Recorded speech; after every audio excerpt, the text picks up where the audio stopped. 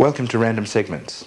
My name is Sean Byrne, and tonight we'll be interviewing Greg Perejuan, better known for his aerial expeditions, as well as his world-breaking attempts, and the Nullarbor expeditions. Greg, your family has a pioneering record as well, apart from you being a pioneer, but can you give us some more information about that? Yeah, well, back in the early 1800s, my great-great-granddad came out to Perth as a monk and went up to Geraldton, and they established the first settlement up in Geraldton in the behind Greenock area, and he had a homestead called Alanuka, and that happened to have water on it, like a spring, and supplied Geraldton with water. And he had a little tavern called the Kangaroo Arms, and that supplied water and food to many of the travellers that came through the Walkaway district because of the harshness of the inland area. Yeah. Well, tell me about the beginnings of the hang gliding society here in WA. Yeah, well, we started hang gliding back in 72, when I was a wee lad. We started jumping off sand dunes in West Australia here. No one was around in those days that did hang gliding, and it's a bit scary because we did things that were a bit dangerous. You know, we flew with harnesses that were dangerous and gliders that were dangerous, and yeah, we had an interesting time in those days. And we formed the first hang gliding club here called the Icarus Sky Surface, and there was just two of us when we started, myself and Joe Blake, and had a small contingent of members, and we mushroomed on from there.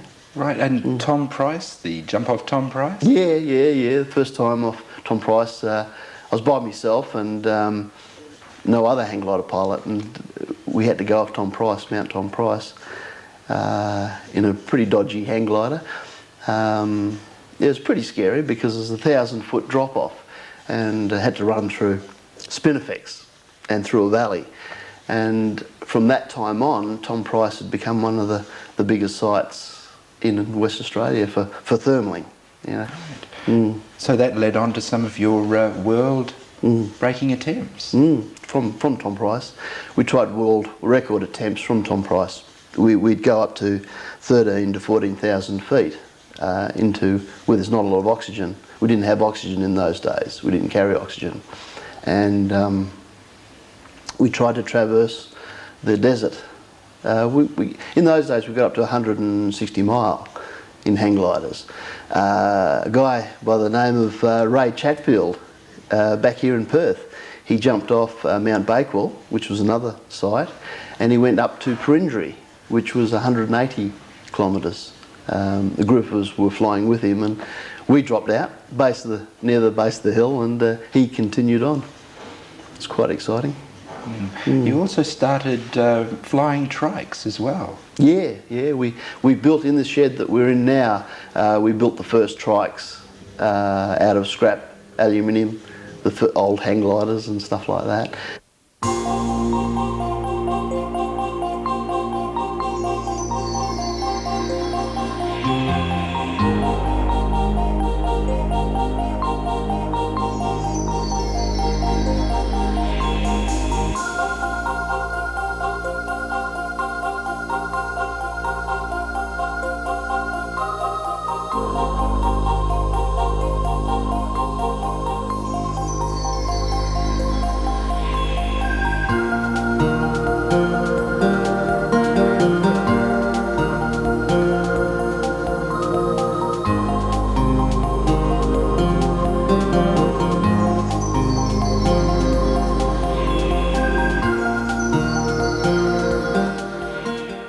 I've seen somewhere you did a drop from a balloon? Yeah, we're trying world records, multiple hang gliding drops, where we'd drop off as many hang gliders from a hot air balloon. We'd go up to 8,000 feet, and the gliders below us we'd cut away, and the next one we'd cut away till the balloonist would drop that one away. We only got to 2 because by then we needed a sponsorship for larger balloons and things like that. What's the wind like at that height? Well, there's no wind. no wind at all. It's dead still because you're drifting with the wind, and you can actually hear cows and sheep from the ground at 5,000 feet because you're with the actual wind. That's pretty amazing. Can you actually hear people talking? Yes, it's weird. I can't explain it. The hang glider acts like a large ear, and you can actually hear things onto the ground. Tell me about the Nullarbor expeditions. My great passion, the Nullarbor expeditions. Yeah, we've been doing that for about 10 years. Back and forth for 10 years, going back and forth to the Nullarbor, using those same motorised hang gliders. A bit rickety, but yeah, we're doing hundreds of hours of aerial search all throughout the desert, looking for caves. At this point, we found 230 caves, and some caves are big enough to house half of Perth. And what was the purpose of the expedition? Primarily to find caves, the bigger the better. However, we had paleontologists with us, which led us to artefacts and bones, you know, whether it be Aboriginal or bones in the caves. And some of those finds, like the koala, prove that the Nullarbor did have eucalyptus trees, you know, which was a major find, and that was called Lindsay Hall, the cave that we found, who we dedicated to one of the pilots who's now dead from cancer, not from the flying. Did you discover anything that, say for instance, hasn't been discovered yet? Yeah, we haven't. We've still yet to find a lot on the bone size. We've got a long way to go, mainly for caves and things like that, size of caves. The biggest thing we're looking for is water, underground water passages, because we've yet to establish a lot of things that happen in the Nullarbor as to why the caverns were formed. You know, they're not happy with that at this stage, with the water and how the water reacted chemically with the caves themselves.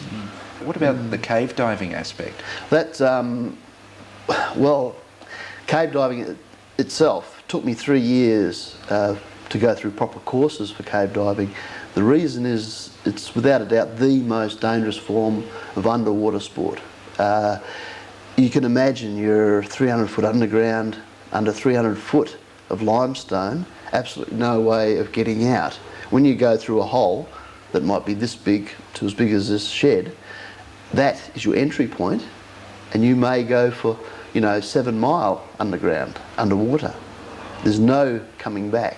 So you've only got one leaving point, and that's the only point you can come back to. If there's something going wrong with your air tanks, you run out of air, or you get lost, then you perish. There's no escape. That's the danger. We have many rules with cave diving. We have the thirds rule, for example, where we have 1/3 of air in to the end and 1/3 of air out. When we come out, we have to have 1/3 of air left, and that's our safety barrier. So it's all very calculated and worked out. It's without doubt the most complicated form of diving you can get.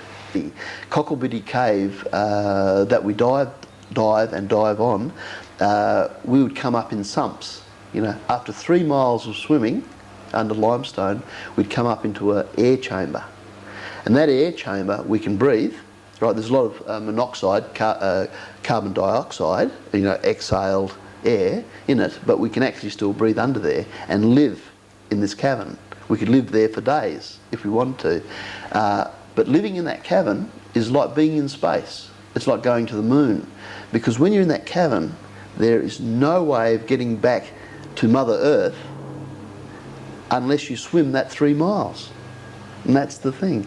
And whilst you're in that cavern, you feel as though you're on a planet, you know, and it's quite an incredible feeling. Totally cut off, you know, away from the rest of Earth. I think, without a doubt, cave diving is the closest we'll ever get to space travel if you're a landlubber.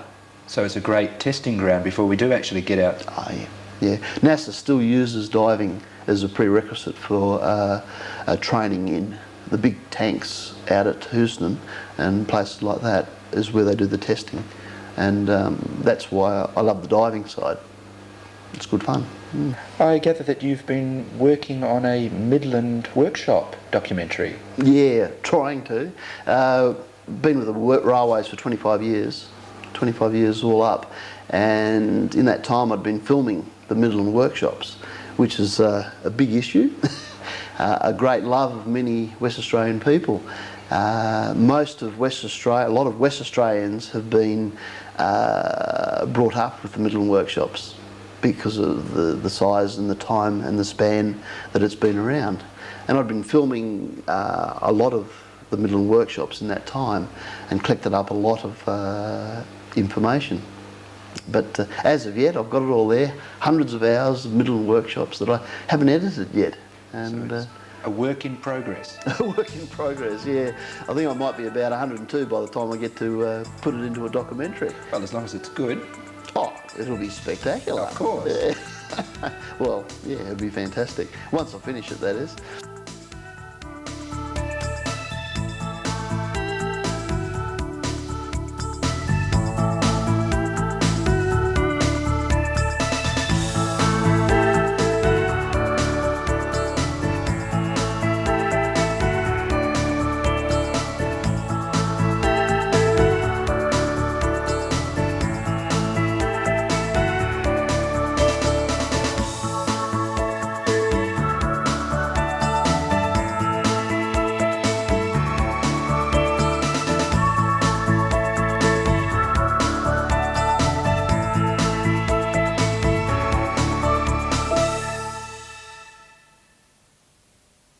Greg, the X-Air, tell me more about its applicable use. What can we actually do with this baby?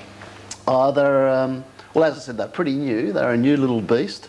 There's a lot that's going to be applicable to these machines. Aerial searching's the huge thing. I'm virtually looking towards, or we're trying to get these into the SES for searching for people that are lost, you know. I'm now a member of the SES and we're going to use these for aerial searches, mainly because they're cheaper to run than helicopters. The last search we did do with 3 helicopters was great, you know, but the cost was huge. These can do the same job because they can cruise at 19 kilometres per hour with flaps, you know, fully pulled, and the vision's fantastic with them. So aerial searching is affordable. Thank you, Greg, for being with us. Mm-hmm. And I wish you all the best with your future expeditions. Thank you, Sean. Do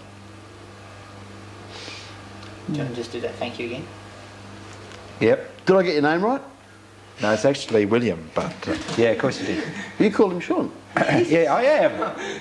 Oh, okay, sorry. am. Do that No, again. you're right. William, okay. No. So William's okay? No, Sean. I'm Sean's Sean. okay. Sean. Oh, geez, I'm confused. He's Justin. No, William's Justin.